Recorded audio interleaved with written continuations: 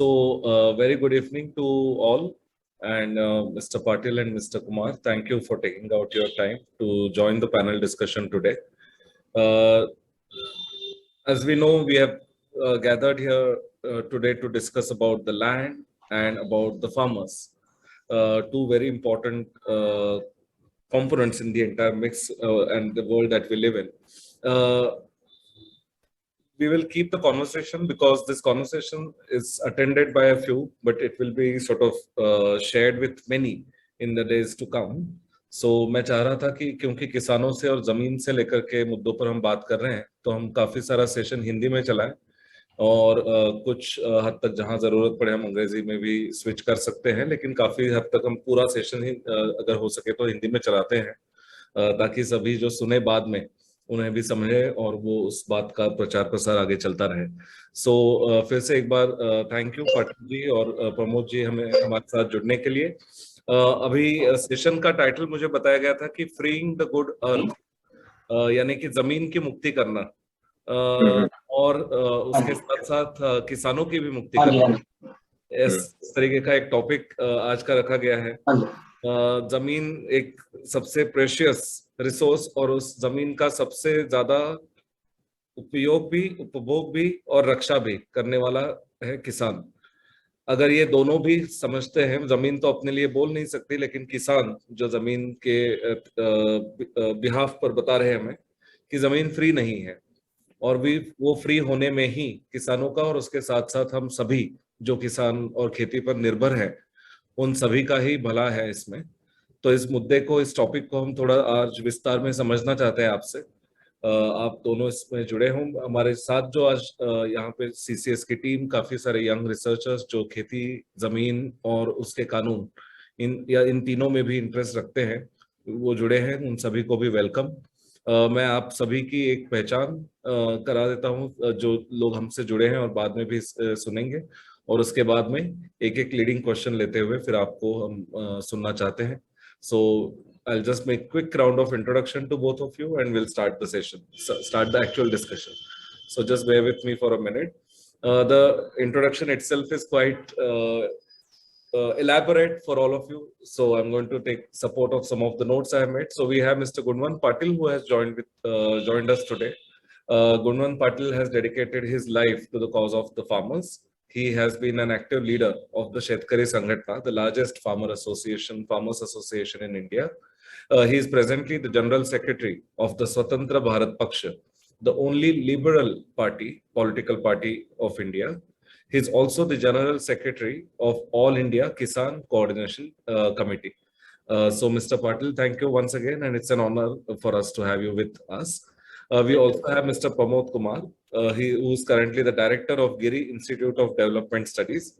Previously, he has worked as an in-charge director and professor of Agriculture Development and Rural Transformation Center, Institute for Social and Economic Change, ISEC, Bengaluru, India. His latest book, titled Contract Farming and Land Tenancy in India, Prospects and Challenges, explores key determinants that drive contractual and lease relationships across the country. A topic once again really relevant and of immense interest for all of us. So welcome Mr. Pramod Kumar, and once again thank you for taking out the time to join us today. We are eager to listen to you. शुरुआत करते हैं आज की चर्चा की.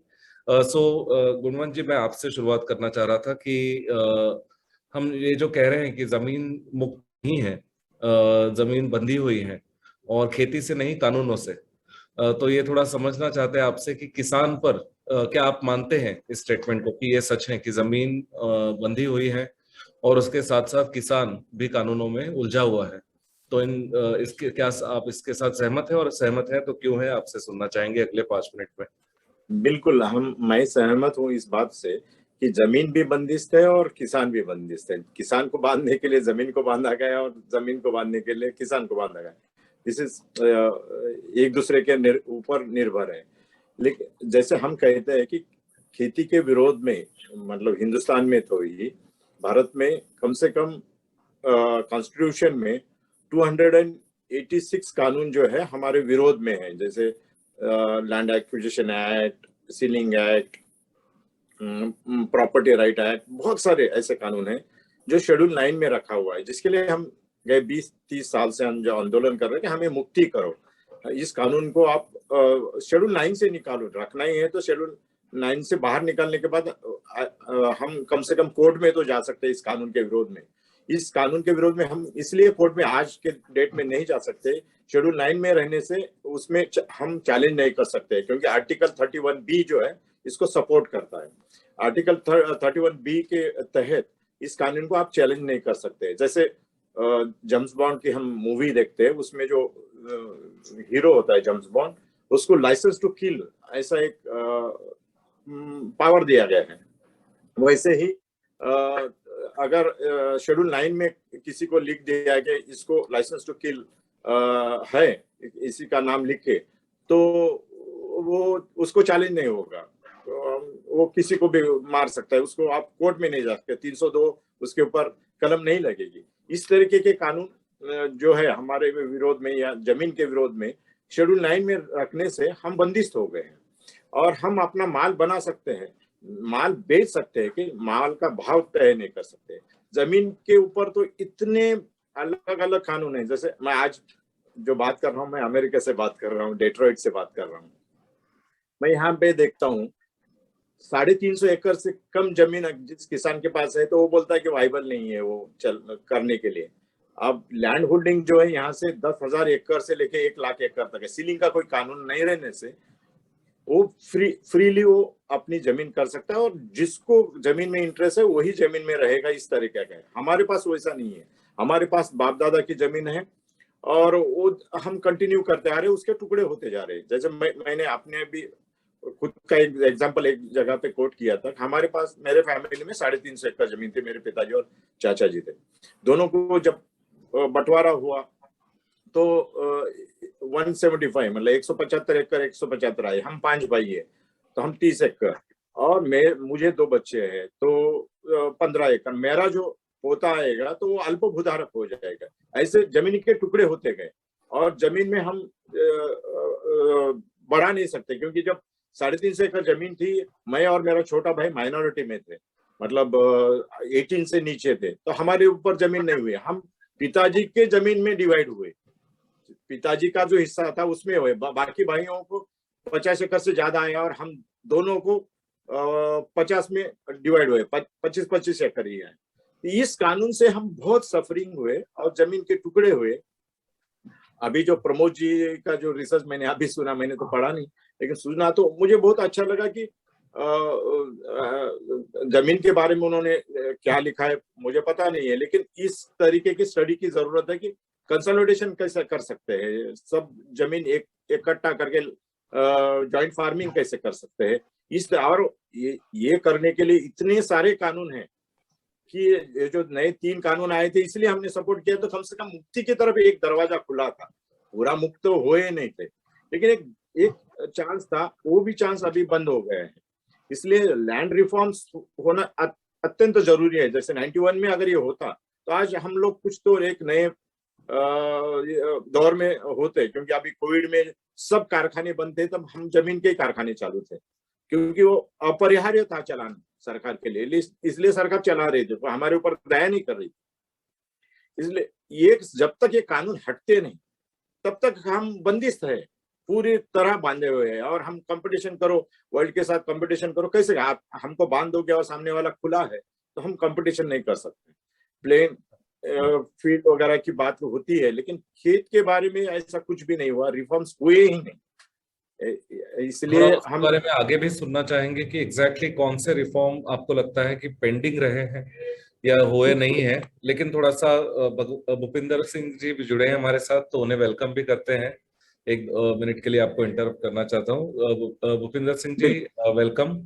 आपने हमारे साथ जुड़े हैं तो धन्यवाद। और हमने बस शुरुआत ही की है, आप जुड़े हो तो एक आपकी भी इंट्रोडक्शन करते हैं और तुरंत फिर डिस्कशन को जारी रखते हैं। प्रमोद जी से सुनते हैं और फिर आपकी बात सुनते हैं, है ना।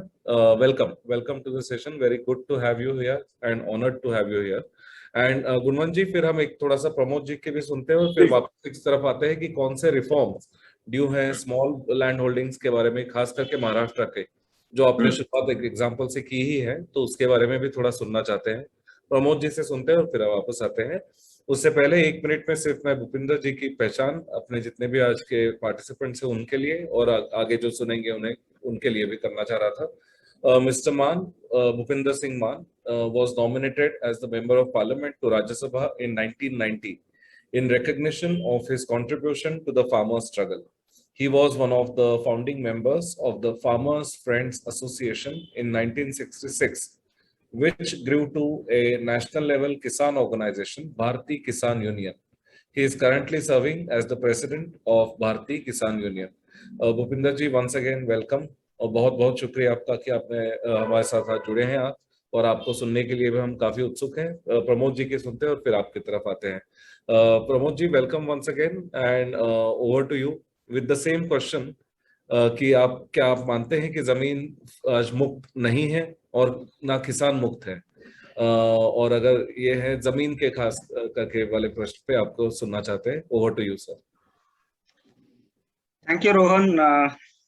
ये मेरा सेकंड इंटरव्यू है। एक हम पहले एक बार अर्जुन के साथ कर चुके हैं, वो काफी 1.5 घंटा हमने बातचीत की थी। उसमें काफी कुछ हमने लीज के ऊपर डिस्कस किया था कि लीज रिफॉर्म्स क्यों जरूरी हैं और क्या सिचुएशन है प्रेजेंट।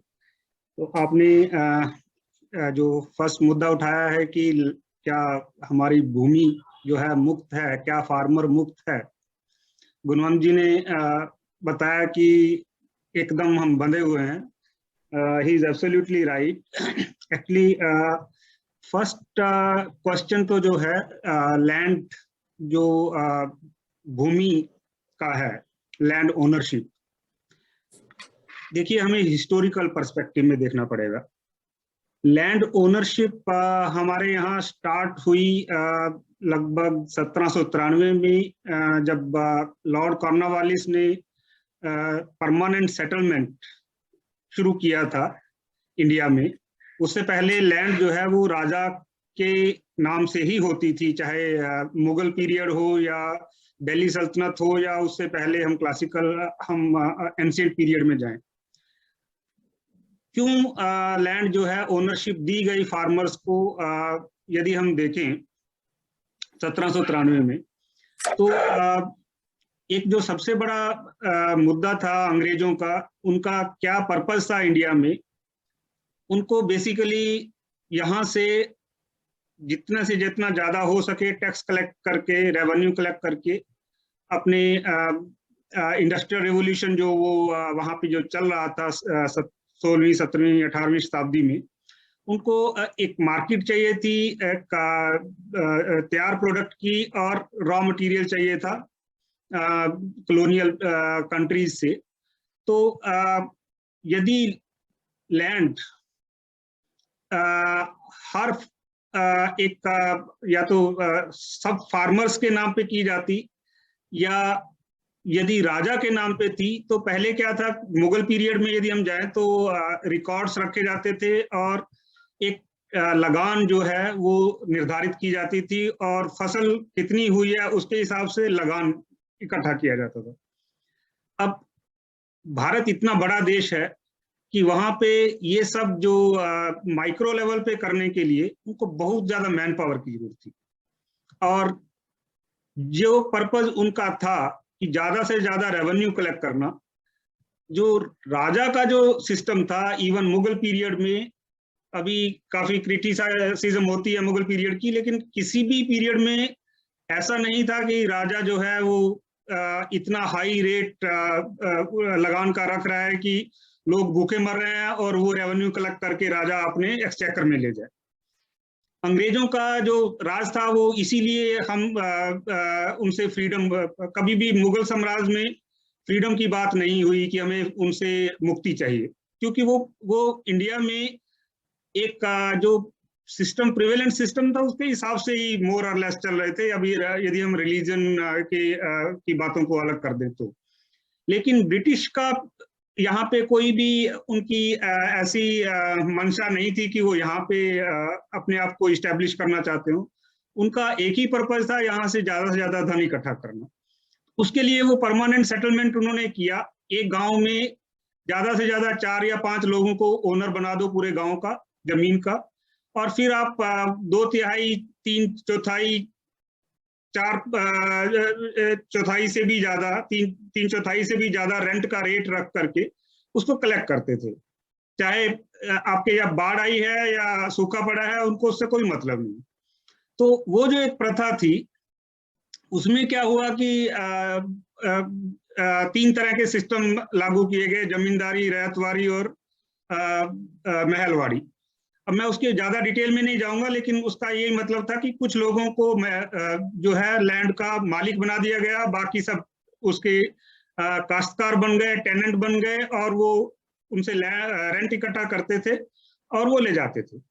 अब जब इंडिपेंडेंस के बाद सबसे पहला जो टास्क लिया गया वो लैंड रिफॉर्म्स का था, और उसमें हमारे 3 या 4 मेन रिफॉर्म्स किए गए, जिसमें कि सीलिंग ऑफ लैंड होल्डिंग्स बनाया गया, जो गुणवंत जी ने बोला अभी थोड़ी देर पहले, और काश्तकार से रिलेटेड टेनेंसी रिफॉर्म्स किए गए, और काफी कुछ ऐसा था कि बहुत सारे लोग जो है अब्सेंटी लैंडलॉर्ड से, कहीं शहरों में रहते थे लेकिन लैंडलॉर्ड थे और वो काश्तकारों से इकट्ठा करते थे, तो सीलिंग बना करके उनको हटा दिया गया, उनकी लैंड को रीडिस्ट्रीब्यूट किया गया।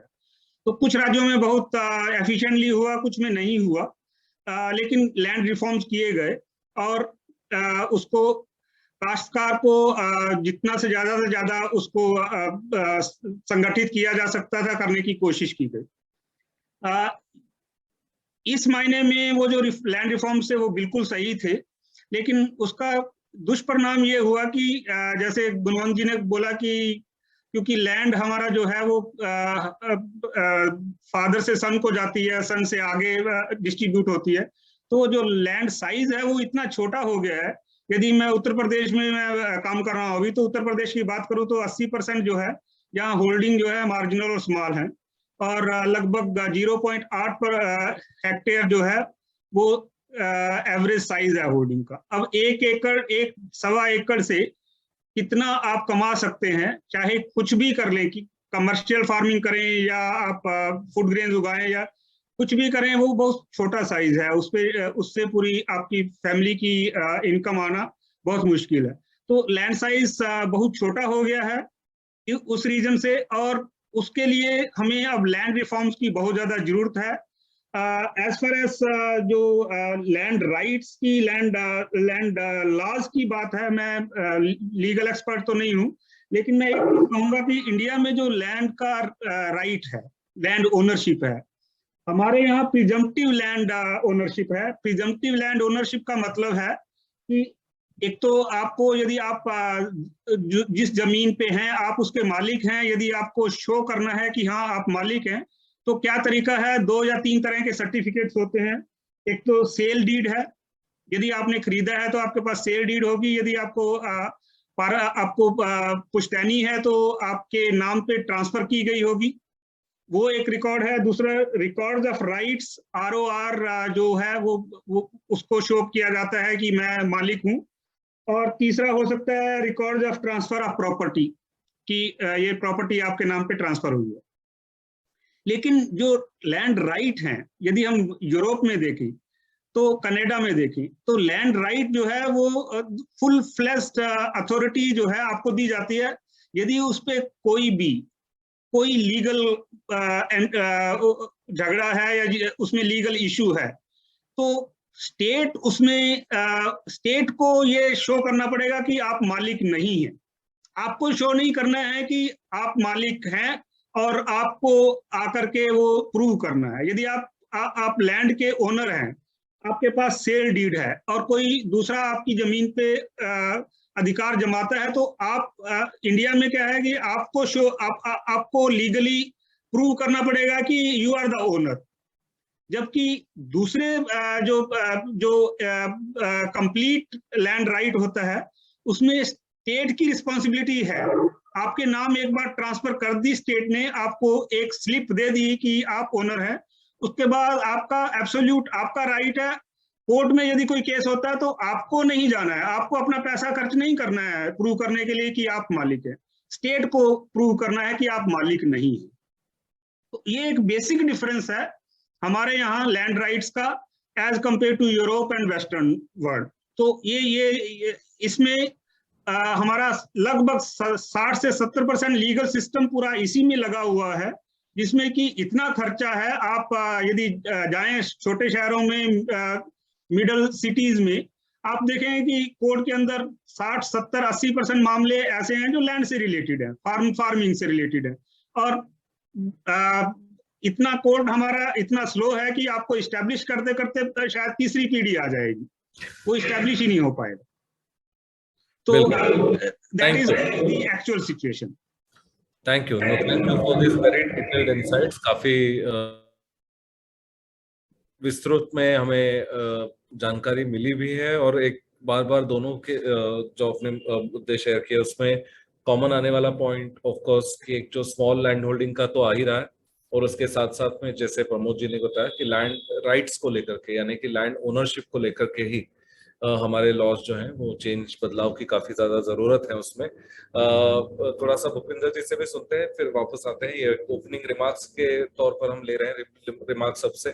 सो भूपिंदर जी, वेलकम वंस अगेन, और आपको सुनने के लिए हम काफी उत्सुक हैं, तो आप प्लीज अपने आप को अनम्यूट करें। मैं सिर्फ आपके छोटे से एक रेफरेंस के लिए बताना चाह रहा था कि हमारा जो अभी चर्चा चल रही है वो इस पॉइंट को लेकर, आज के सेशन का नाम हमने जमीन को मुक्त करना और जमीन के साथ साथ किसान को भी मुक्त करना, इस तरीके का टाइटल है।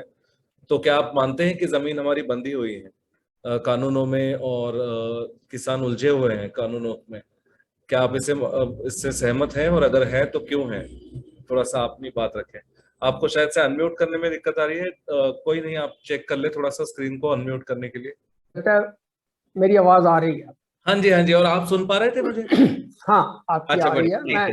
ठीक है जी। मैंने सुनी है सभी की आवाज। आप बहुत अच्छा लगा सभी से बात करके, प्रमोद जी से, आपसे, रोहन जी, और गुणवंत जी से। तो मैं तो इसके संबंध में ये सोचता हूँ कि ये लंबी हिस्ट्री में इन्होंने, प्रमोद जी ने बताया कि जैसे कैसे कैसे लैंड राइट्स शुरू हुए और जमीन का कैसे हुआ। लेकिन मैं समझता हूँ आज़ादी के बाद से ही अगर ले लें तो हमारे कॉन्स्टिट्यूशन ने हमें कुछ फंडामेंटल राइट्स दिए थे। उन फंडामेंटल राइट्स में राइट टू प्रॉपर्टी वो भी था, और लैंड प्रॉपर्टी एक गिना गया था। तो उसके बाद राइट टू प्रॉपर्टी जब ये बेसिकली खत्म कर दिया गया, तो 9th शेड्यूल की बात गुणवंत जी ने की। तो हम ये समझते हैं खास तौर पे कि जो हम जब शुरू में 60s में, या even before 60s, mid 50s में, हम ये समझते थे कि खेती से पब्लिक का बोझ कम किया जाए, लोगों को खेती से बाहर जाने दिया जाए। तो ये this was need of that hour. उस वक्त जब हम सोचते हैं कि एक नारा था कि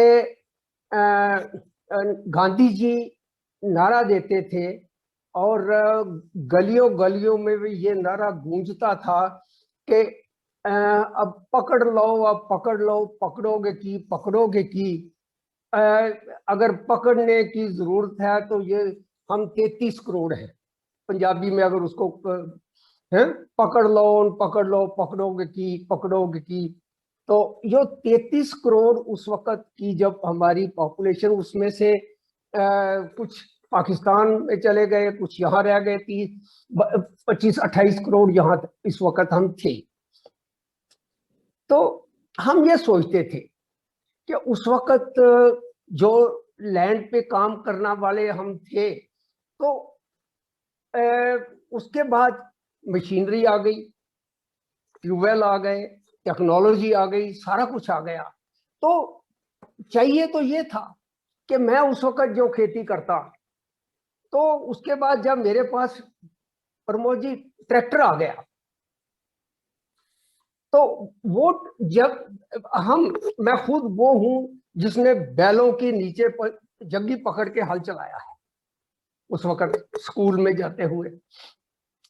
तो उसके बाद जब ट्रैक्टर आ गया, तो मैं समझता था वाह मिरेकल, एक ट्रैक्टर, एक बैल की जोड़ी तो 4 घंटे 6 घंटे काम करती थी और एक एकड़ का 75% के करीब करीब वो जोत सकती थी।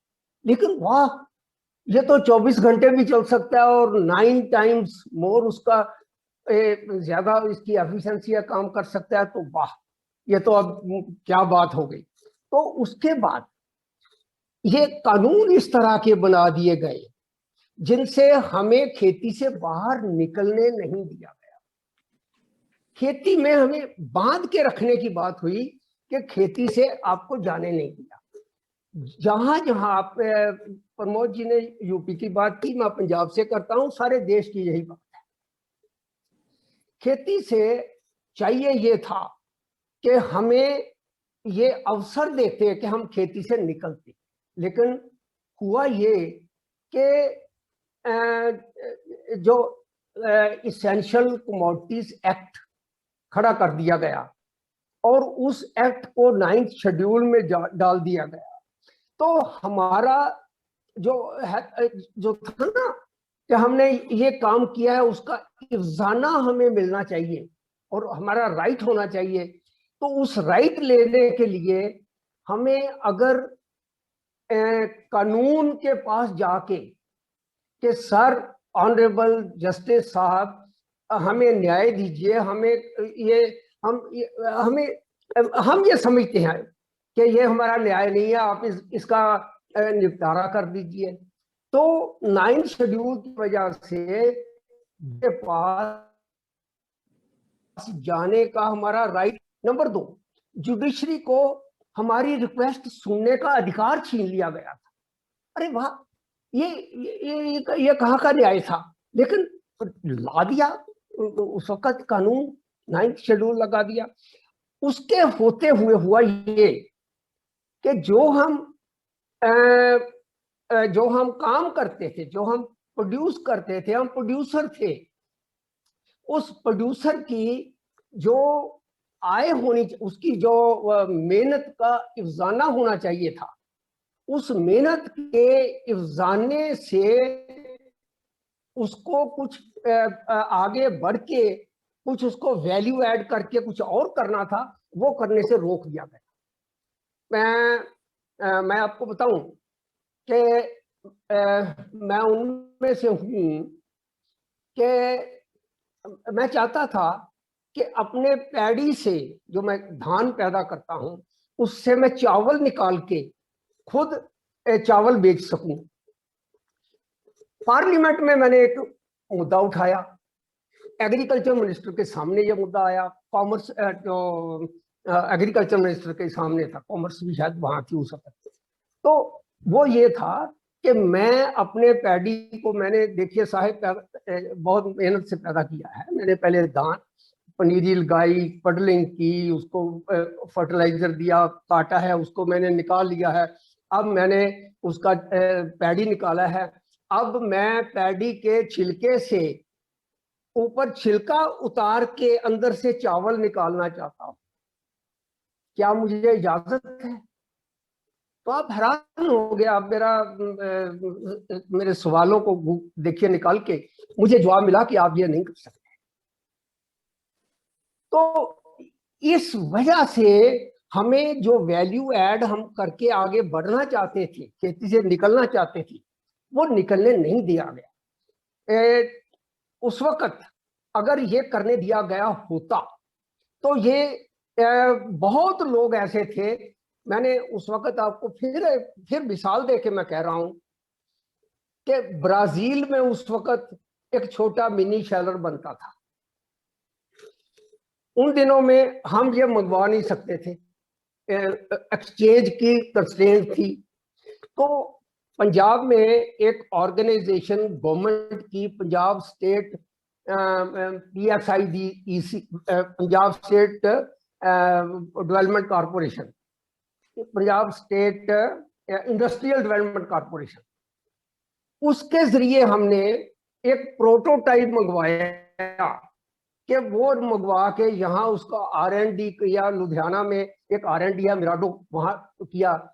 तो वो करके हमें उससे काम नहीं करने दिया। अगर ये होता तो जो लोग खेती करके धान उगा के धान निकाल के मंडी में देना चाहते हैं, वो चावल देते, लेकिन करने नहीं दिया गया। ये था वो इसेंशियल कमोडिटीज एक्ट का, और वही वजह 9th शेड्यूल की, और यही वजह कि जमीन से जो निकल के वैल्यू ऐड करके वो अपने बच्चों को कुछ अच्छी एजुकेशन देना या कुछ टेक्नोलॉजी में डालना या कुछ और करना, खेती से हटके वो करने की बात थी। तो उसके बाद साहब जी एक नारा सारे देश में दिया गया, डाइवर्सिफिकेशन।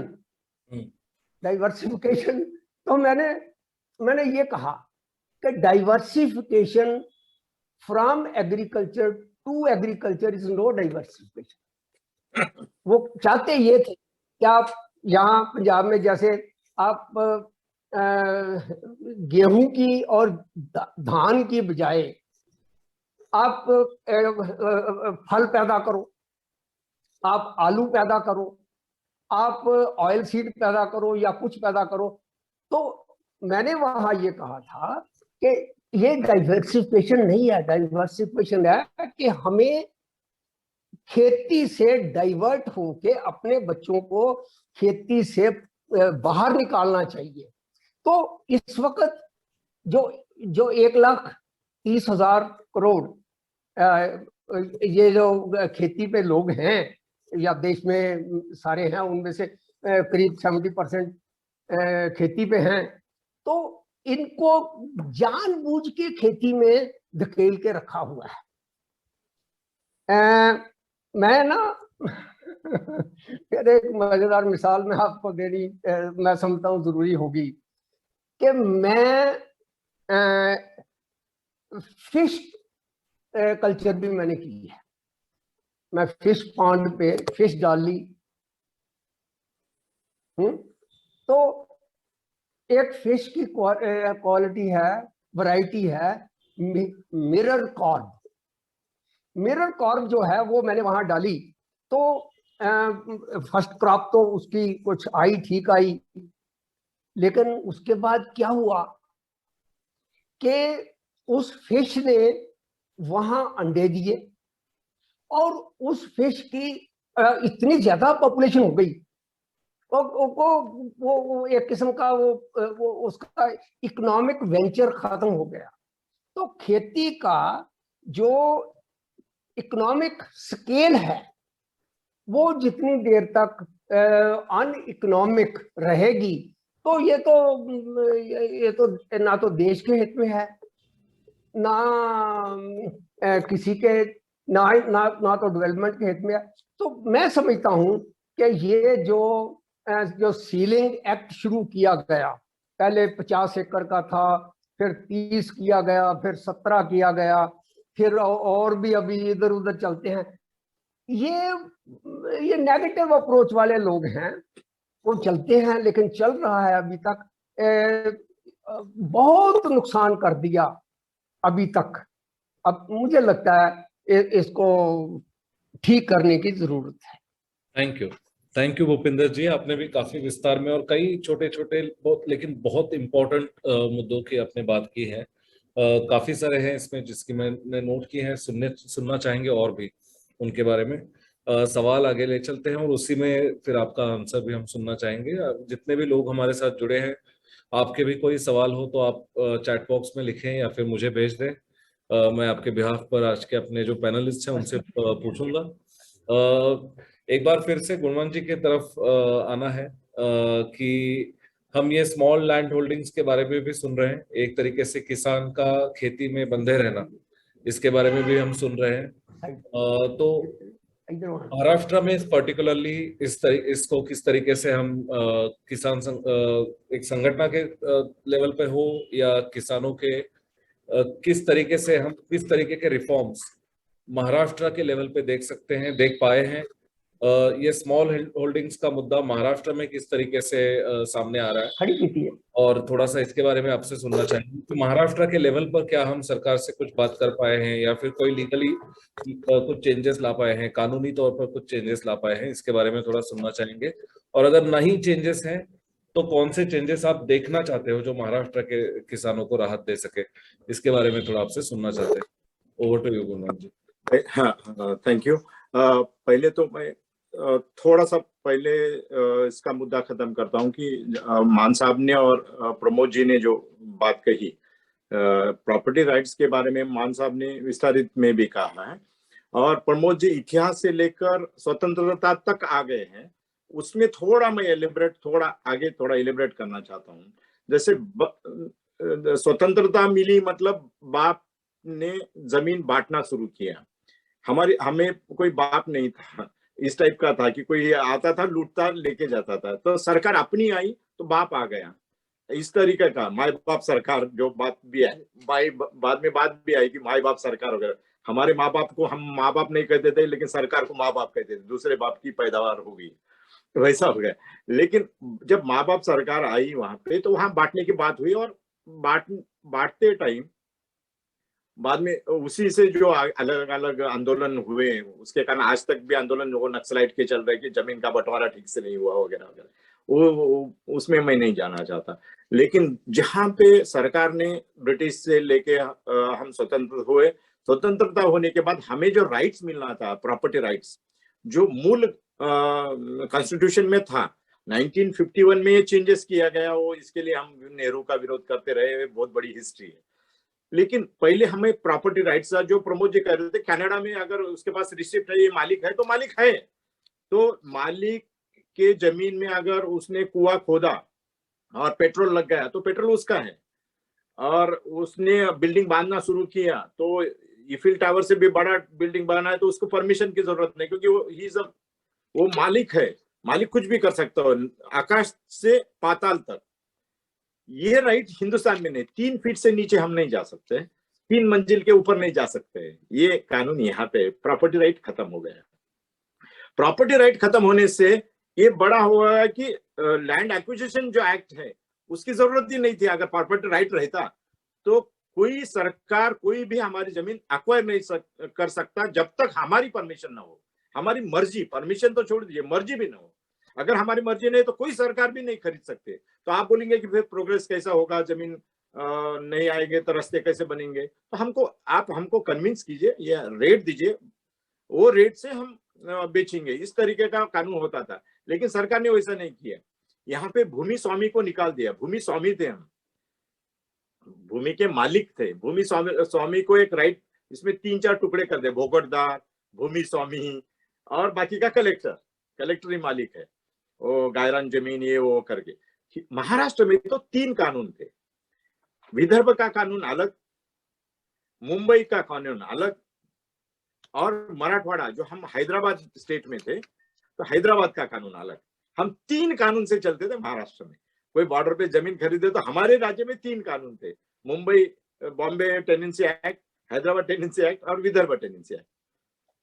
बाद में अभी मतलब हमारे आमदार वामनराव चटप वगैरह ये लोगों ने बहुत झगड़ा करके पूरे महाराष्ट्र का एक कानून बाद में बनाया। अभी 10-15 साल में वो कानून बना, लेकिन हमारे पास 3 कानून थे। जमीन के टुकड़े हो गए। अभी अगर हम लैंड रिफॉर्म्स लाना चाहते हैं तो शेयर मार्केट की तरफ, जैसे प्रमोद जी स्टडी कर रहे हैं तो थोड़ा मैं उसमें ऐड करना चाहता हूँ कि जैसे शेयर मार्केट में मैं कोई रिलायंस का 10 रुपए का शेयर खरीदता हूँ तो उसका मैं मालिक हूँ, और वो वर्ल्ड में कहीं से भी मैं बेच सकता हूँ, कहीं से भी खरीद सकता हूँ। इस तरीके का लैंड के बारे में, जमीन का टुकड़ा मेरा है तो मैं कहीं से भी खरीद सकता हूँ, कहाँ पे भी बेच सकता हूँ, और कोई भी आके यहाँ पे वो जमीन कर सकता है। इस तरीके का पूरा राइट, पूरा अधिकार अगर वो किसान को दिया जाए तो, जैसे मान साहब को की बात कही गई कि जमीन से निकलने के लिए हमें इजी जाता है कि भाई ये जमीन का टुकड़ा है, मैं बेचना चाहता हूँ, लेना चाहता हूँ या किराए से देना चाहता हूँ, मैं कहीं पे भी वर्ल्ड में जाके काम करूंगा तो मेरा जमीन का टुकड़ा मेरे नाम पे सेफ रहेगा। ये अगर कानून रहता तो लोग बाहर निकलते और दूसरे धंधे भी करते और जमीन के ऊपर का जो आदमी का बोझा है वो कम हो जाता। लेकिन वो जमीन बेच नहीं सकते, बेचते टाइम 10 कानून है, और आप लैंडलेस नहीं हो सकते, ये भी कानून आज जिंदा है। आप लैंडलेस नहीं हो सकते। मेरे पास 5 एकड़ जमीन है और बेच के मैं चला जाऊंगा, तो अगर कलेक्टर को पता चला तो वो लैंडलेस नहीं हो सकते बोल के आप मेरी रजिस्ट्री कैंसिल कर देगा। आप लैंडलेस नहीं हो सकते, नए लोग जमीन में नहीं आ सकते। जैसे अमिताभ बच्चन, रानी मुखर्जी का केस पेंडिंग है, जिनके पास पैसे बहुत है लेकिन 2 पुश्तों में 3 पुश्तों में उनके पास कोई जमींदारी नहीं हुई या खेती नहीं हुई, तो वो खेती नहीं कर सकते।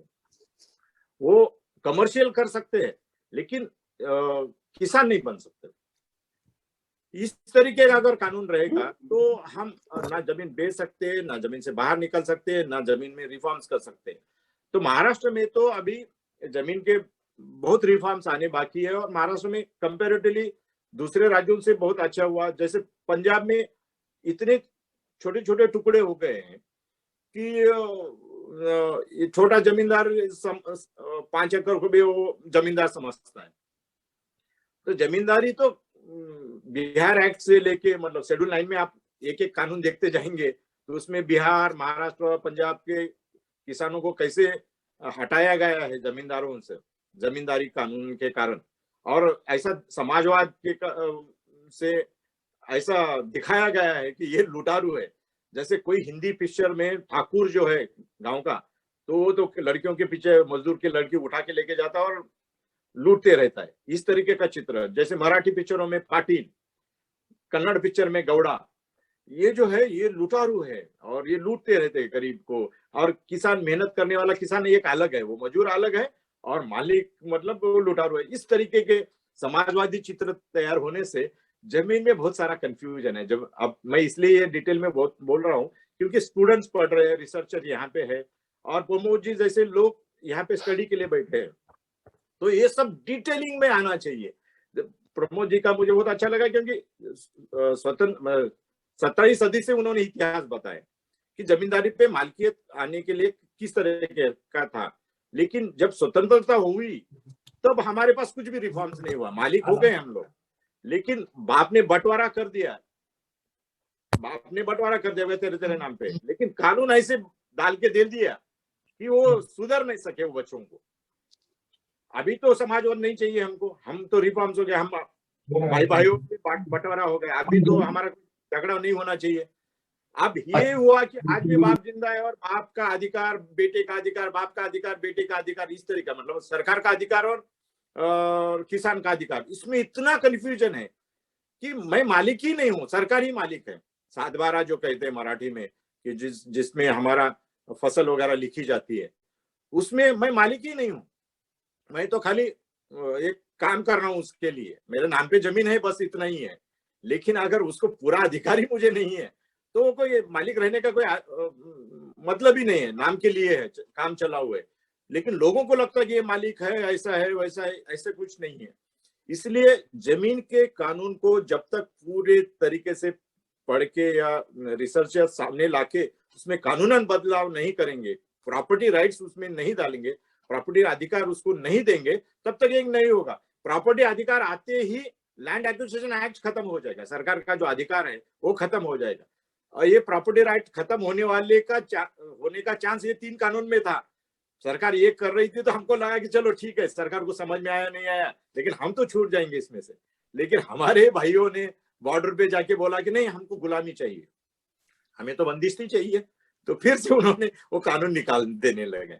इस तरीके से होने से महाराष्ट्र में जो रिफॉर्म्स आने चाहिए उसके लिए कर रहे हैं। लेकिन एग्रीकल्चर स्टेट सब्जेक्ट कहा जाता है लेकिन स्टेट सब्जेक्ट है ही नहीं, सेंट्रल से ही कानून। क्योंकि जमीनें और यहाँ पे तो कोई जमीन के जो टुकड़े हुए या जमीन का जो बंटवारा हुआ वो जमीन के हिसाब से राज्य नहीं बने, भाषा के हिसाब से राज्य बने। इसलिए कोई हमारा जमीन का टुकड़ा वो राज्य में है, कोई जमीन का टुकड़ा ये राज्य में है। हम भाषा की तरफ से डिवाइड हुए, जमीन की तरफ से ऐसा नहीं हुआ कि ये जमीन वाले हैं तो ये जमीन वाले यहाँ पे रहेंगे, महाराष्ट्र में रहेंगे, ये जमीन वाले पंजाब में रहेंगे, ऐसा नहीं हुआ है। ये भाषा वाले हैं तो ये रहेंगे।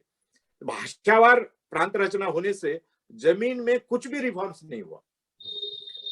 जैसे अमेरिका में जो रोड्स या स्टेट्स दिखते हैं आपको, तो ये नकाशा लेके उन्होंने लगता है कि लकीर खींची है सीधी और बोले कि ये राज्य मिशिगन है, ये न्यूयॉर्क है, इस तरीके का उन्होंने लैंड के बारे में किया, रोड्स के बारे में वैसा किया। हमारे बारे में वैसा नहीं हुआ। हम पहले समाज रचना इसमें भावुकता में गए और कमर्शियल में कुछ भी नहीं आए और व्यापार में कुछ भी नहीं आए, और इसके कारण जमीन के बहुत सारे झगड़े, आप कोर्ट में जाएंगे तो पागल हो जाएंगे, इतने सारे झगड़े पड़े हुए, सालों साल वो झगड़े खत्म नहीं होते।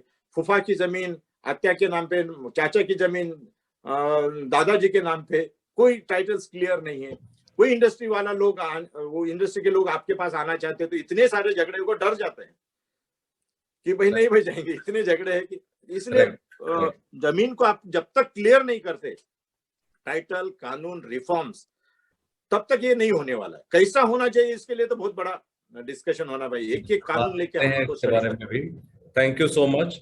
और आपने जैसे शुरुआत में कहा कि केसेस का कोई सॉल्यूशन भी टाइम से नहीं आता, काफी टाइम जाता है, तो हम अगर जाते हैं तो देखकर पागल हो जाएंगे और अगर पागल हो गए तो ही जाएंगे, ये भी है। तो बेसिकली इशू को सॉल्व नहीं कर पाएंगे जहां तक जमीन का इशू है। थोड़ा प्रमोद जी से भी सुनते हैं लीज के बारे में, खास करके आपने किताब भी हाल में लिखी है और पब्लिश जो हुई है कॉन्ट्रैक्ट फार्मिंग को लेकर के और लैंड टेनेंसी को लेके।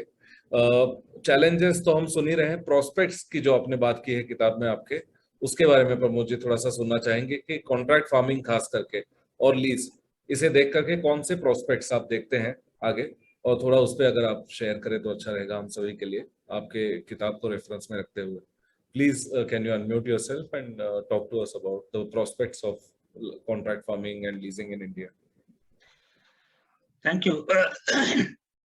टेनेंसी पे पहले भी मैंने बहुत डिटेल में बात की थी। टेनेंसी और कॉन्ट्रैक्ट पे आने से पहले मैं एक चीज क्लियर करना चाहता हूँ कि देखिए, लैंड रिफॉर्म्स हमारे कंट्री में जो प्रेजेंट पोजीशन है लैंड रिकॉर्ड्स की, लैंड रिकॉर्ड्स जिस भी सिचुएशन में है, किसी राज्य में कोई ऐसा फुल प्रूफ राज्य नहीं है जहां पे लैंड रिकॉर्ड्स अपडेटेड हो। मैं कहता हूं आपके पास 2 एकड़ है, 1 एकड़ है, 50 एकड़ है, आपके नाम पे है, वो ठीक है, उसमें प्रॉब्लम्स हैं, कहीं सीलिंग की है, कहीं दूसरी है, वो सब गिवन है। एटलीस्ट जो सबसे पहला काम है वो है लैंड रिकॉर्ड्स अपडेशन। लैंड है मेरे पास, मैं पिछले 40 साल से लैंड कल्टीवेट कर रहा हूं, लेकिन वो मेरे दादाजी के नाम पे।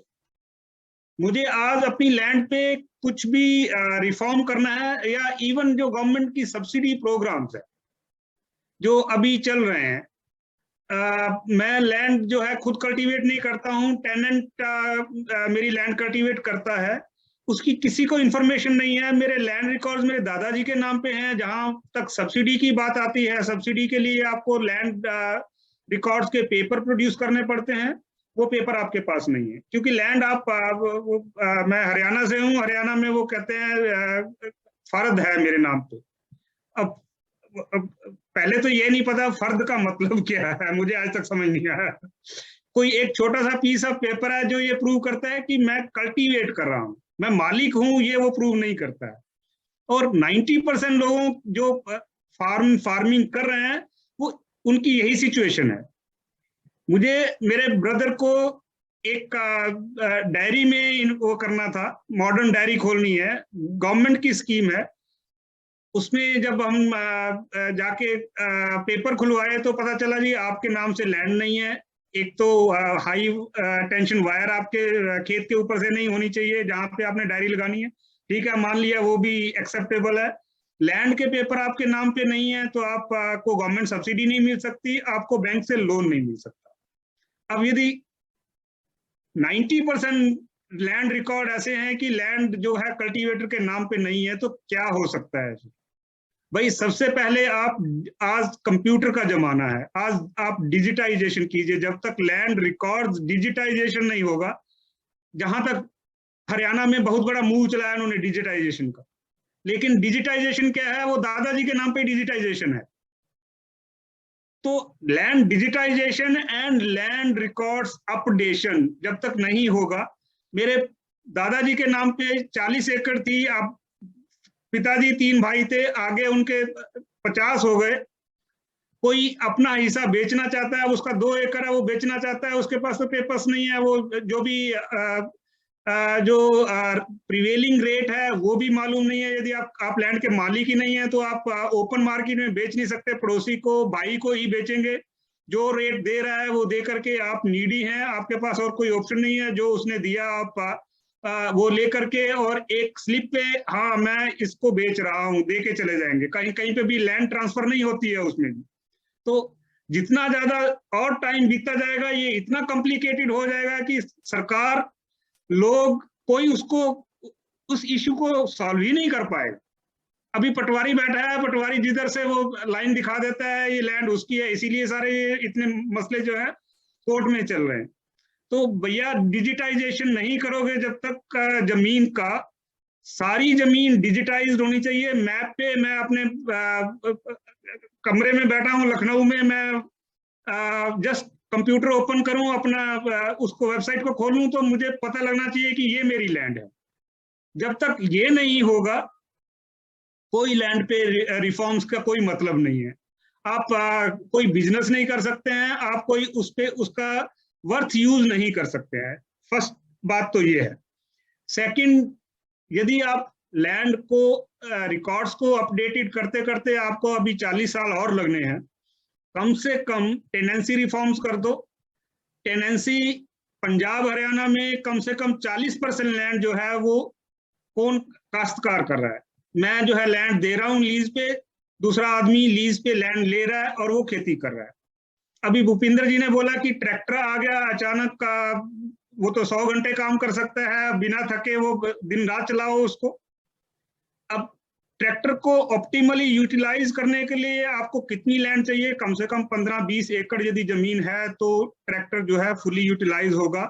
शायद फुली यूटिलाइज के लिए आपको 50 एकड़ चाहिए, लेकिन जो हमारा लोअर कैपेसिटी का ट्रैक्टर है कम से कम 25-30 में वो कंप्लीट हम ऑप्टिमम यूटिलाइजेशन कर सकते हैं। अब 25 एकड़ वाले यदि आप पंजाब में फार्मर्स ढूंढेंगे, पंजाब में तो फिर भी थोड़ा लैंड साइज हायर है, 7-8 प्रोबेबली 8 एकड़ एवरेज साइज है। हरियाणा में 3 या 4 एकड़ है और यूपी में तो मैंने बताया 1 से 1.5 एकड़ है। अब यदि आप नंबर ऑफ ट्रैक्टर्स देखेंगे तो जो जिसके पास 4 एकड़ है वो भी ट्रैक्टर उसके पास भी है। अब 4 एकड़ में तो वो कितना 20% ट्रैक्टर का यूज कर सकता है। अब सबसे पहले क्या होता है, मैंने ट्रैक्टर रखा क्योंकि एक प्रेस्टीज इशू है, ट्रैक्टर मेरे भाई के पास है, मेरे पास भी होना चाहिए। ट्रैक्टर ले लिया, फिर आदमी ढूंढता है अब मैं लैंड कहां से ग्रैब करूं कि मैं 15 एकड़ 20 एकड़ लैंड को लेके जा सकूं। तो कंपटीशन शुरू होता है। उसमें सबसे बड़ी प्रॉब्लम क्या है, land lease is not allowed. वो लीगली आपको अलाउ नहीं करती है लैंड लीज पे लेने की। इसका दुष्प्रभाव क्या है, आप 1 साल के लिए या 6 महीने के लिए एक कोरे पेपर पे लिख के दोगे कि मैं तुम्हें लीज पे 40,000 रुपए में 1 एकड़ दे रहा हूं। अब मैंने 50 एकड़ लिया, 40,000 के हिसाब से पैसा ट्रांसफर कर दिया, वो लैंड मुझे मिल गई, लेकिन वो कोई लीगल राइट नहीं है, कोई स्टैम्प पेपर पे नहीं होता है। वो एक कोरे पेपर पे लिख करके दोनों साइड साइन कर देती हैं, वो ले लिया जाता है। अब उस लैंड पे हाफ पे, सपोज मैंने 30 एकड़ लैंड जो है लीज पे ली, मेरे पास 5 एकड़ थी, मुझे ट्रैक्टर को प्रॉपर्ली यूटिलाइज करने के लिए उतनी लैंड चाहिए, और जो मेरा पड़ोसी है उसके पेरेंट्स कनाडा में है, वो खेती करते नहीं है, वहां से मुझे लैंड मिल गई, लेकिन वो सिर्फ 1 साल के लिए देगा क्योंकि लीगली अलाउड नहीं है। अब उसमें हाफ पे ट्यूबवेल नहीं है, लेजर लेवलिंग आप करना चाहते हैं और मॉडर्न टेक्निक्स आप अपनाना चाहते हैं, उसमें आपने ड्रिप लगानी है, स्प्रिंकलर लगाना है, 1 साल के लिए लीज पे मिली, आप कुछ भी नहीं करेंगे, उसमें कोई इन्वेस्टमेंट लैंड पे नहीं होगी, क्योंकि लैंड जो है वो लीगली अलाउड नहीं है लीज पे। और ये आदमी जिसके खेत पे मैं यदि स्प्रिंकलर लगा दूंगा, उसका जो खर्चा है मुझे अगले 5 साल में पूरा करना है, लेकिन अगले साल मुझे वो लैंड मिलेगी ही नहीं, वो तो चली जाएगी, मैं ट्यूबवेल भी नहीं लगा सकता हूँ, मैं कोई रिफॉर्म नहीं कर सकता हूँ, इवन मैं उसमें मैन्योरिंग भी नहीं करूंगा, क्योंकि मैन्योरिंग को भी आप कैप्चर करते करते 3 साल लगते हैं। आप यूरिया यूज करेंगे, आप जो सॉइल को स्ट्रेंथन करे वो वाली खाद आप यूज नहीं करेंगे, और आप कोशिश करेंगे कि वहां से 3 क्रॉप निकालें ताकि आपका जो पैसा है वो पूरा हो सके, उसके बाद वो कल्टीवेट करने लायक रहे लैंड या ना रहे। तो भैया यदि आप जो ओनरशिप राइट्स हैं, ओनरशिप प्रॉपर्टी राइट्स हैं, उसमें रिफॉर्म नहीं कर सकते तो कम से कम टेनेंसी रिफॉर्म्स करके उसको राइट दो लीगली और लॉन्ग टर्म 10 साल। यदि मुझे पता है कि ये लैंड मैं 10 साल एक कोर्ट पेपर के थ्रू, स्टैम्प पेपर पे 10 साल के लिए मुझे मिल जाती है, सपोज 40,000 प्रीवेलिंग प्राइस है, 10% हाइक पे आप अगले साल 45 दीजिए, फिर 50 दीजिए, आपको 10 साल के लिए लैंड मिल गई। आप सारे रिफॉर्म्स कर सकते हैं, जिस तरह का आप खेती करना चाहते हैं उस पर कर सकते हैं। 10 साल में आप अपना रिटर्न्स वापस ले सकते हैं, और 10 साल के बाद उसके पास लीगल राइट है कि वो वापस आए और अपनी लैंड को वापस ओनर जो है पा सकता है।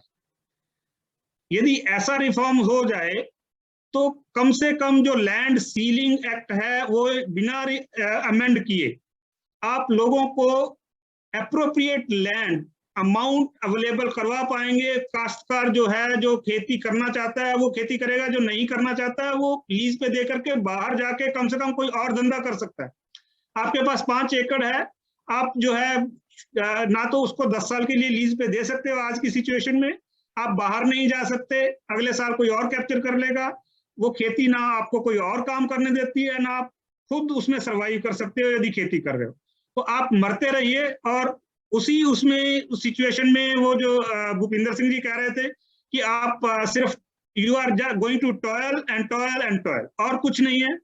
मतलब सरकार को जब तक ये रिफॉर्म्स नहीं करेंगे, of course there will be always opposition. वो जैसे गुणवंत जी ने बोला कि एक हमारे यहाँ एक जो सोशल मूवमेंट है वो ऐसा चला है कि लैंड एक्विजिशन, आज सिचुएशन ये है कि कोई कैपिटलिस्ट कोई भी इंडस्ट्री लगाना चाहता है, उसको ऐसा देखा जाता है कि ये तो एक्सप्लॉयटेशन के लिए ही आया।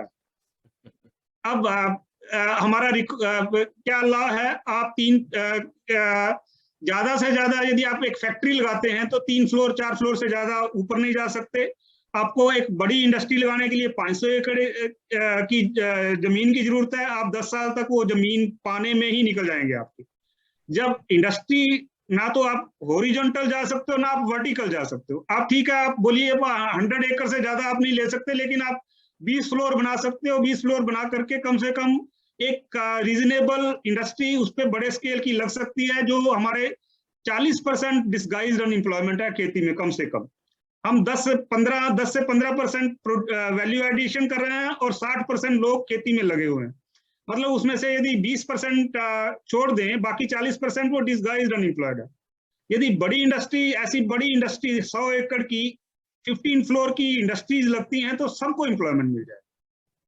अब हमारे लॉज ऐसे हैं कि लैंड एक्विजिशन आपको लैंड मुहैया नहीं कराएगी, वाटर आपको नहीं मिलेगा, बिजली का रेट इतना हाई है कि इंडस्ट्री के नाम पे आप एग्रीकल्चर के नाम पे वो फ्री है, लेकिन इंडस्ट्री के नाम पे वो 10 रुपए पर यूनिट चार्ज करेगा। तो you are no more competitive in the market. Singapore में जाएगा, साउथ कोरिया में जाएगा, उसको 3 रुपए में बिजली मिलेगी, यहाँ 10 रुपए में मिलेगी, वो उसका प्रॉफिटेबिलिटी सब बिजली ही खा जाएगी।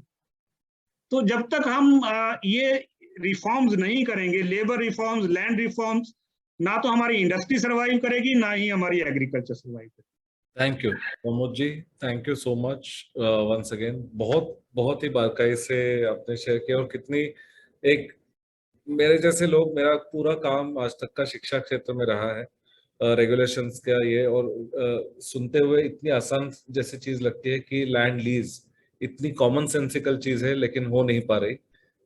तो थोड़ा इसके बारे में भी सुनना जरूरी होगा कि आपको कहाँ लगता है ये एक रवैये का प्रॉब्लम है, या lack of will, political will का प्रॉब्लम है, या कोई और प्रॉब्लम है। तो थोड़ा सा भूपिंदर जी से भी सुनते हैं, और फिर एक आखिरी राउंड के लिए सबके पास आते हैं इस सवाल के साथ कि चेंज, बदलाव के सबसे अहम मुद्दा कौन सा है कि जिसकी वजह से बदलाव हो नहीं पा रहे हैं, जो बहुत कॉमन सेंसिकल, बहुत ही किसान के, जमींदारक के फायदे के बातें आप जो कह रहे हैं प्रमोद जी, खास करके आपने बहुत विस्तार में बताया कहाँ क्यों नहीं हो रहे, सुनते हैं। लेकिन थोड़ा सा पहले भूपिंदर जी से सुनते हैं और फिर बाद में एक फाइनल राउंड ऑफ ये लेते हैं कि अगर आगे देखना है तो कहाँ बदलाव लाना होगा। भूपिंदर जी, आपका एक बार फिर से आप अनम्यूट कर पाएंगे आपके आपको? तो मैं तो जब ये लैंड रिफॉर्म्स करने की बात सोचता हूं तो मुझे हंसी आती है कि जो लैंड को डी रिफॉर्म किया है शुरू में आजादी के बाद, तो उसको अब दोबारा रिफॉर्म्स की के और रिफॉर्म्स की बात करें।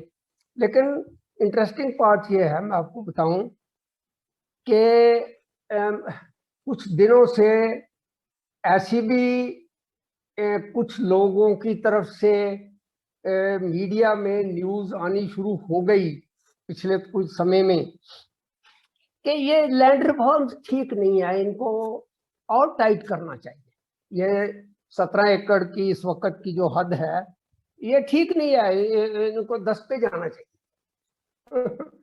तो मैं हंस रहा था कि ये लोग चाहते क्या, कि जितनी देर तक ये सारी स्थिति ये बिल्कुल बर्बाद ना हो जाए तब तक ये कुछ नहीं करेंगे।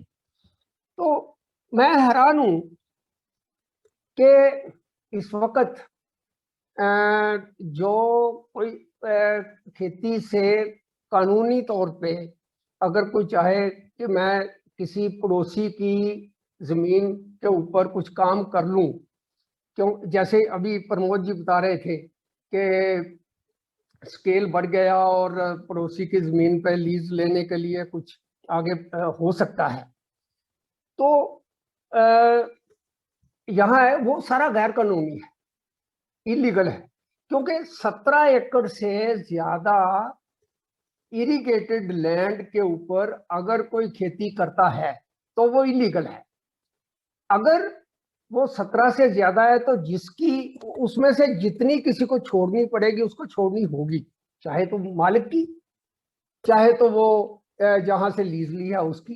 तो ये बहुत हंसी वाली बात होती है। मैं तो हैरान होता हूँ कि यहाँ के जो इस वक्त जो लोग करते हैं प्लानिंग, वो क्या वो प्रेगमेटिक डिसीजन मेकिंग होता है या बेसिकली लोगों को अंधकार में फेंकने वाला पॉलिटिकल डिसीजन होता है। तो ये इस वक्त चाहिए ये था वास्तव में कि अगर टेक्नोलॉजी आगे बढ़ रही है, जो कि बढ़ रही है और अच्छी बात है, तो यहाँ के तो यहाँ प्राइम मिनिस्टर भी यहाँ कहते हैं कि टेक्नोलॉजी को हमने अडॉप्ट करना है, टेक्नोलॉजी और होनी चाहिए, तो साइंस को आगे बढ़ाना है, टेक्नोलॉजी को आगे बढ़ाना है। लेकिन टेक्नोलॉजी आगे जाएगी कैसे जितनी देर तक अगर ये तो माइक्रोबायोलॉजी की तरफ भी हमें तो जाना होगा, हमें इसके आगे उसकी स्केल जो है वो यहाँ तक जानी होगी कि फॉर्म खुद भी कुछ ना कुछ चाहे रिसर्च कर सके। तो ये जो इस तरह का इस वक्त माहौल चल रहा है जिसमें ऐसे समझा जाता है कि खेती करना ये it is just a way of life, ये इसको जितनी देर तक ये नहीं समझा जाता कि it is also a venture, ये धंधा है, ये वेंचर है, ये बिजनेस है, तो उतनी देर तक आगे कैसे बढ़ सकता है। ये यही दिक्कत आ रही है कि इसको क्या इसने तो खेती करनी है और इसके आगे आने तक खेती ही करते जाना है। तो वे ऑफ लाइफ में ही रखने की इनकी जो जिस तरह की स्थिति है और पॉलिटिक्स जिस तरह की चलती है, वो वास्तव में अब जितना नुकसान कर दिया तो इनफ इज इनफ किसी वक्त तो कहना पड़ेगा। रिफॉर्म्स के नाम पे बहुत बड़ा जो इकोनॉमिक डिसीजंस हैं वो उनको डिस्टॉर्ट किया है, गलत किया है, उनको अब तो ठीक करने का समय है। मैं फिर आपको एक फिर एक छोटी सी बात और क्या है कि मैं आपको बताऊं कि जैसे मैंने पहले पैडी की बात की, उसी तरह मैं आपसे शेयर करूं एक बात और, कि मैं यहां से खुद member of parliament, sitting member of parliament होते हुए पंजाब से सिर्फ एक ही मेंबर था, बाकी सभी तो उस वक्त, क्योंकि यहाँ गवर्नरी राष्ट्रपति राज था तो कुछ हो नहीं रहा था, तो मैं हमने ये देखा कि महाराष्ट्र में फोटो नहीं आ रही, महाराष्ट्र में जो उस वक्त गेहूं का भाव था वो 900 रुपए पर क्विंटल के आसपास था, और यहाँ पंजाब में 300 रुपए, 325 या 26 रुपए था। तो हमने यहाँ ये कहा कि देखिए महाराष्ट्र में इतना है, हम यहाँ से अपनी गेहूं खुद लेके महाराष्ट्र जाना चाहते हैं, ये इसी देश में। तो मैं खुद अपना ट्रैक्टर, अपनी गेहूं, यहाँ गेहूं भी सारे पंजाब में हमने ये चक्कर लगा के ट्रैक्टर ट्रॉली से, तो एक एक मुट्ठी भर उनको कहा कि ये डालो, हम ये बैरियर जो है इसको तोड़ना चाहते हैं। तो चंडीगढ़ से जब हम चले डेरा बसी की तरफ, तो वहां हमें गिरफ्तार कर लिया गया। कहा क्या गया कि आप ये गेहूं, यहाँ जोन लगा हुआ है, पंजाब में जोनल रिस्ट्रिक्शंस के होते हुए, ये जोनल रिस्ट्रिक्शन फिर वही इसेंशियल कमोडिटीज एक्ट की वजह से है कि आप यहां से बाहर गेहूं नहीं ले जा सकते। तो हैरान था कि ये क्या बात हुई। तो ये अगर ये होने दिया जाता, जो कि नहीं होने दिया गया, हमें गिरफ्तार किया गया, बहुत बड़ी बात हुई, वो पार्लियामेंट में प्रिविलेज मोशन आया, कई कुछ हुआ कि उस वक्त के जो डीजीपी है उसको वहां जाके कई हालात में उसमें माफी मांगनी पड़ी। तो ये अलग बात है, लेकिन सवाल ये है कि अगर यहाँ से हम पंजाब से गेहूं, हमारा राइट है कि हम सारे देश में कहीं भी लेके जा सकते हैं, तो वर्धा में हमने कहा हम लेके जाएंगे।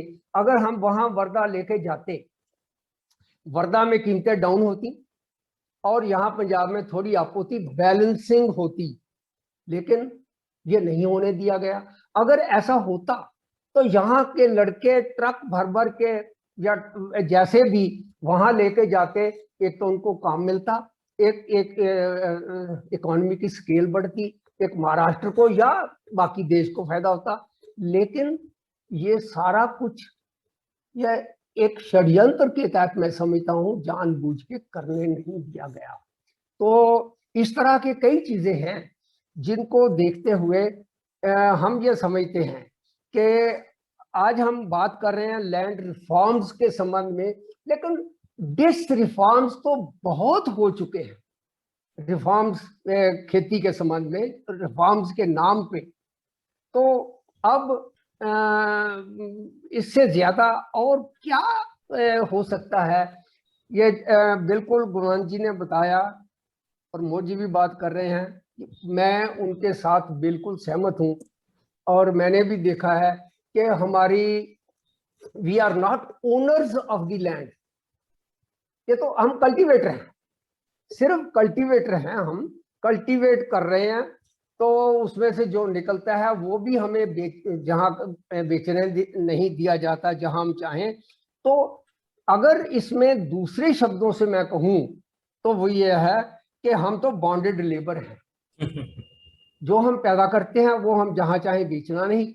आज की थोड़ी स्थिति में थोड़ा अंतर कहेंगे है, लेकिन एसेंशियली कानून वही चल रहे हैं। इसलिए इस वक्त इससे ज्यादा और ज्यादा नुकसान मुझे लगता है देश को आगे आना चाहिए और देश को ये कहना चाहिए कि इससे ज्यादा जमीन के नाम पे रिफॉर्म्स की बात करने की बात करके आप बहुत नुकसान किया।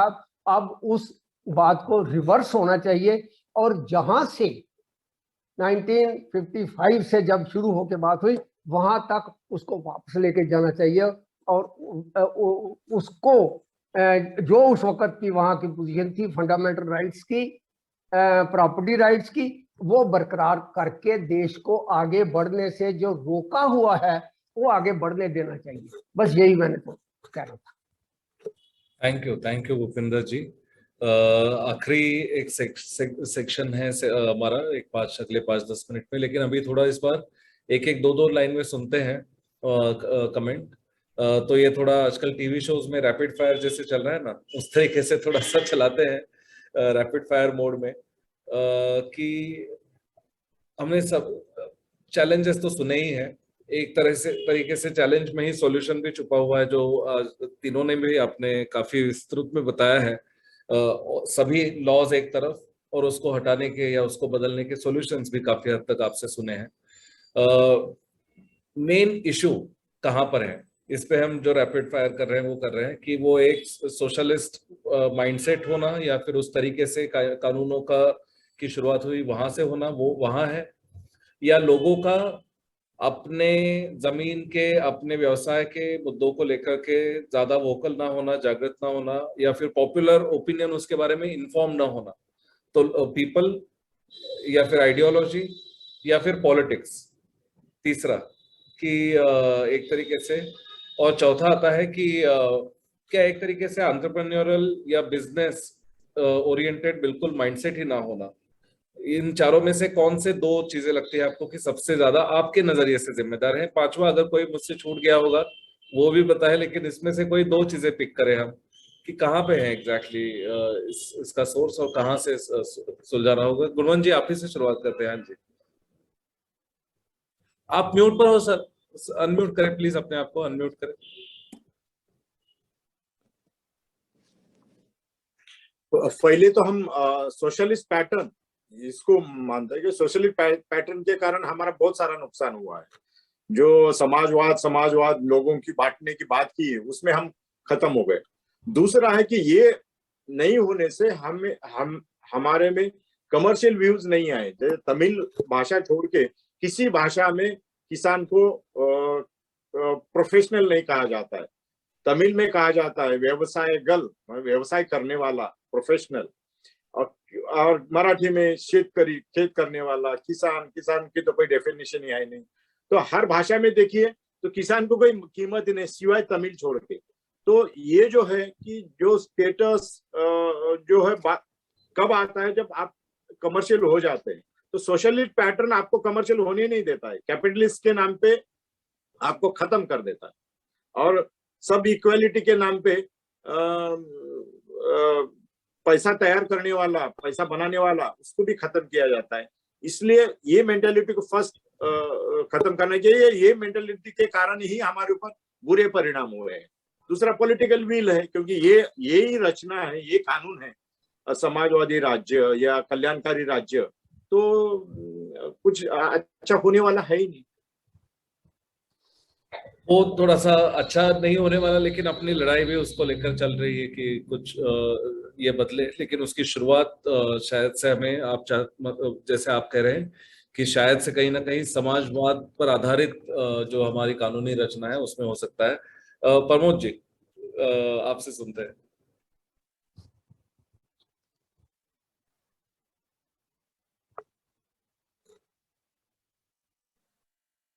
मेरे विचार में समाजवाद का जो चोला हमने पहना हुआ था, उस चोले को तो 90s में निकाल दिया गया था।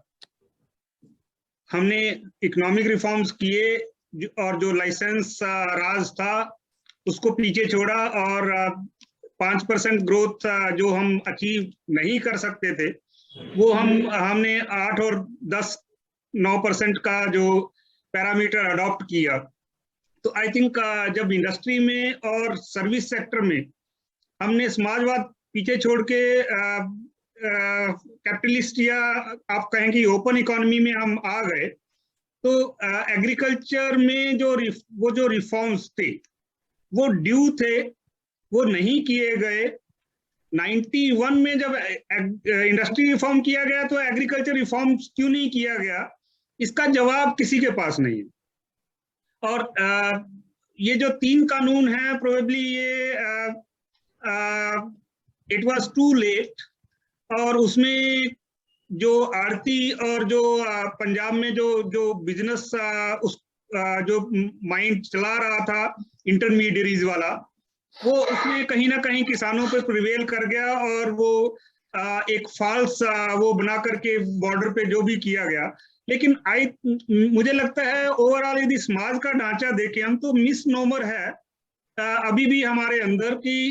प्रोबेबली उसका कारण ये है कि रिसेंट पीरियड में कैपिटलिज्म जब हमने अडॉप्ट किया, या ओपन ग्लोबलाइजेशन हमने अडॉप्ट किया, उसमें कुछ एक ऐसे इंडस्ट्रियलिस्ट निकले, जैसे 90s में जो हर्षद मेहता का केस हुआ, बाद में वो स्टैंप घोटाला हुआ, अभी हम देखें तो कितने 22 करोड़, 9 करोड़, 6 लाख करोड़, 9 लाख करोड़, 22 लाख करोड़, जो इस तरह के जो घोटाले हैं, जो बैंकिंग का जो इनएफिशिएंसी थी, उसने प्रोबेबली एक तरह का समाज में एक इंप्रेशन इस तरह से क्रिएट किया जाता है कि यदि इंडस्ट्री के हाथ में दे दिया जाएगा एग्रीकल्चर को और ओपन कर दिया जाएगा, तो अंबानी, अडानी या इस तरह के लोग आकर के पूरा सब कंट्रोल कर लेंगे और पैसा लेकर के वो भाग जाएंगे। वो आई थिंक दैट माइंडसेट अभी भी प्रिवेल कर रहा है, और हम प्रोबेबली और रिफॉर्म्स की जरूरत है, जो इस तरह की जो गलत चीजें होती हैं उसको पहले रोका जाए, तभी लोगों का माइंडसेट बिजनेस ओरिएंटेड होगा। क्योंकि लोग देखते हैं कि एक गरीब आदमी को 10,000 का लोन लेने के लिए चक्कर काटने पड़ते हैं, और 10,000 करोड़ का लोन जो है वो आसानी से किसी भी इंडस्ट्रियलिस्ट को दे दिया जाता है बिना रूल और रेगुलेशन को फॉलो किए। आवाज आ तो उस तरह की जो चीजें हैं प्रोबेबली वो माइंडसेट पे प्रिवेल कर रही हैं, और उसको कंट्रोल करना बहुत जरूरी है। एक जो प्रोफेशनल एप्टीट्यूड है इंडस्ट्रियलिस्ट का, वो आना जरूरी है। उसके साथ साथ इंडस्ट्री को भी समाज के प्रति अपनी रिस्पॉन्सिबिलिटी दिखानी होगी। अपना जो प्रॉफिट है उसका एक बड़ा हिस्सा वो वापस उनको सोशल रिफॉर्म्स में लाना होगा, शायद स्कूल, एजुकेशन, हेल्थ में उनको जो रिस्पॉन्सिबिलिटी वेस्ट में जो कैपिटलिस्ट दिखा रहा है वो नहीं यहाँ पे दिखाया जा रहा है। वो भी एक कारण है कि हमारा जो रूरल समाज है वो अभी बदल नहीं पा रहा है, वो उस वजह से भी। अब कहने को बहुत कुछ है, आपने रैपिड बोला तो मैं यहीं पे लगाम देता हूँ। Thank you so much Mohammed ji, thank you. कहने के लिए भी और सुनने के लिए भी काफी हर इसमें पॉइंट में कुछ नए चीज, नए विचार हम समझ रहे हैं। भूपिंदर जी, आपसे सुनते हैं थोड़ा सा इसमें रैपिड मोड में। आइडियोलॉजी है, पॉलिटिक्स है, या फिर पीपल का प्रॉब्लम है? एंटरप्राइज हमें करने नहीं दिया। वास्तव में एंटरप्राइज के लिए कुछ बचत चाहिए।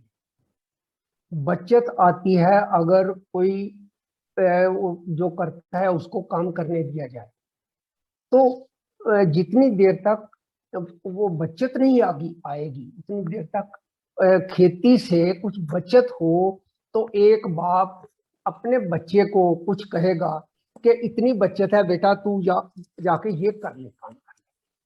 तो खेती में वास्तव में ये सोशलिज्म के नाम पे बचत सारी जो थी वो खेती से छीन ली गई, और खेती से छीन के इधर उधर कहीं और छोड़ दी गई।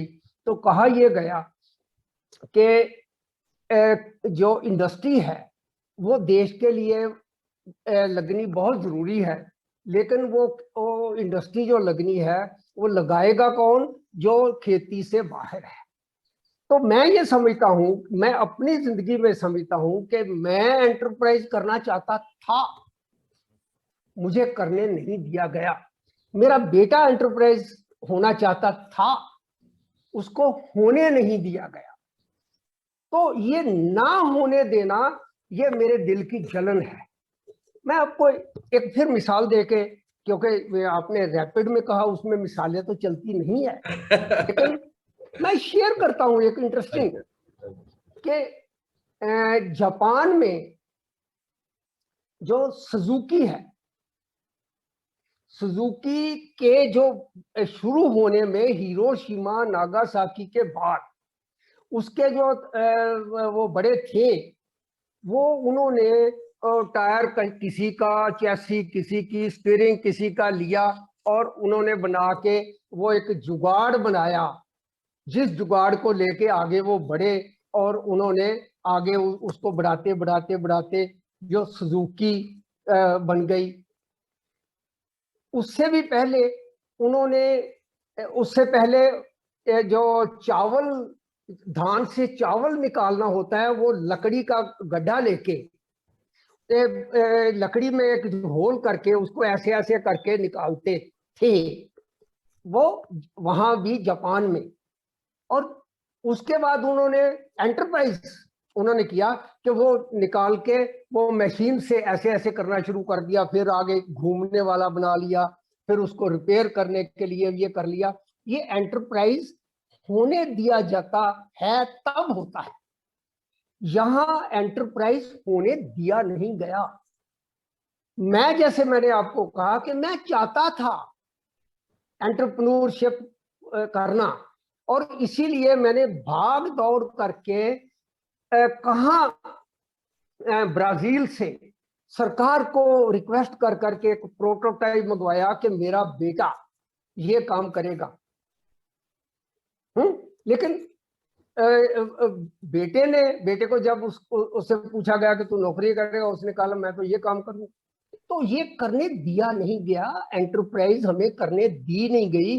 एंटरप्राइज जो ये कहा गया कि ये इंडस्ट्री ऊपर से नीचे को आएगी, वैसे पिरामिड ऐसे बनती है जो नीचे से बेस बड़ा हो और ऊपर ऊपर जाते जाते ऊपर ये बनती है। ये जो अगर ठीक तरीके से देश को, किसान को एंटरप्राइज में आने दिया जाता तो पिरामिड जैसी होती, और आज इसका बेस इतना स्ट्रांग होता कि ये नहीं कि हमें एक्सपोर्ट करने में और इंपोर्ट करने में बैलेंस ऑफ इंपोर्ट एक्सपोर्ट जो है वो हम हमेशा ही डेफिसिट में रहे। अरे ये तो हमारा दुर्भाग्य है। और उसमें कई तरह की आवाजें आती हैं कि इंपोर्ट एक्सपोर्ट में कई किस्म के हेरा फेरियां, घोटाले होते हैं, ये होता रहा है, बातें आती रही हैं।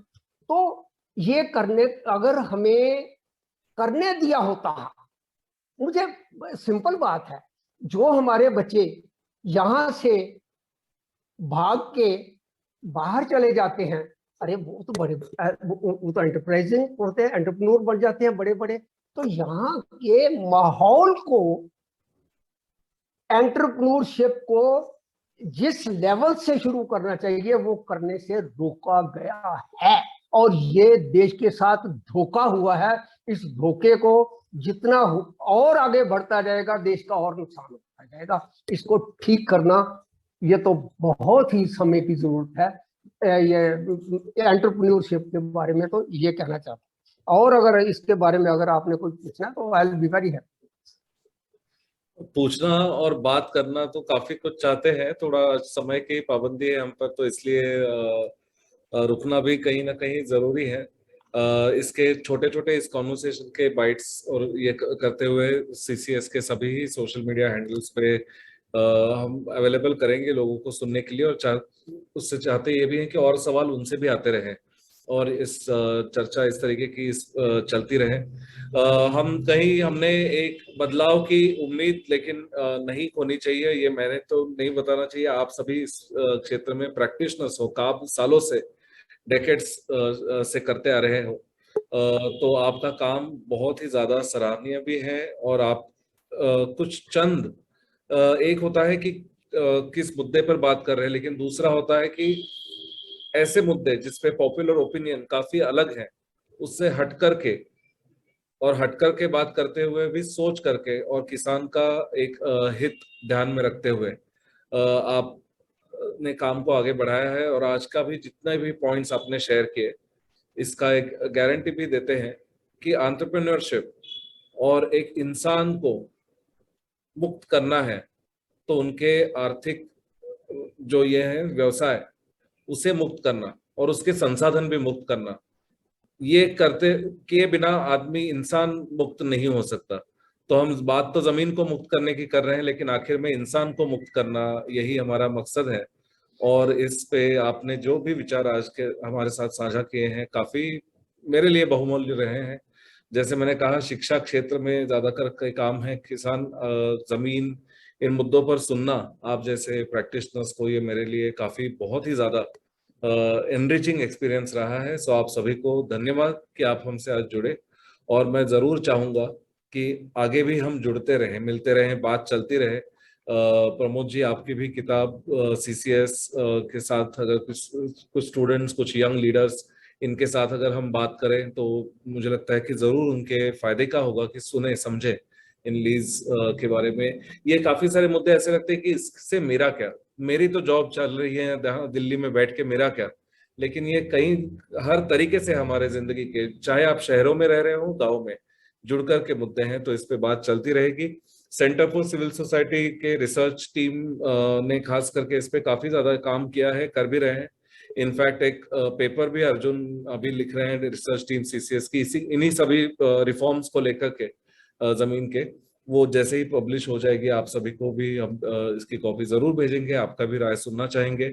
इसी के साथ साथ मैं आप सभी की इजाजत भी लेना चाहता हूँ सेंटर फॉर सिविल सोसाइटी के तरफ से, और हमें आज जो सुन रहे हैं और इसके आगे भी सुनेंगे, उन सभी के तरफ से फिर से एक बार बहुत बहुत धन्यवाद। आप हमसे हमारे साथ जुड़े और हम आगे भी बात चलती रहेगी। गुणवंत जी, प्रमोद जी और Bhupinder ji, thank you so much. We are truly honoured to have you here today. Thank you. आपका भी बहुत बहुत शुक्रिया। Thank you. Thank you. Conclude करते हैं। Thank you.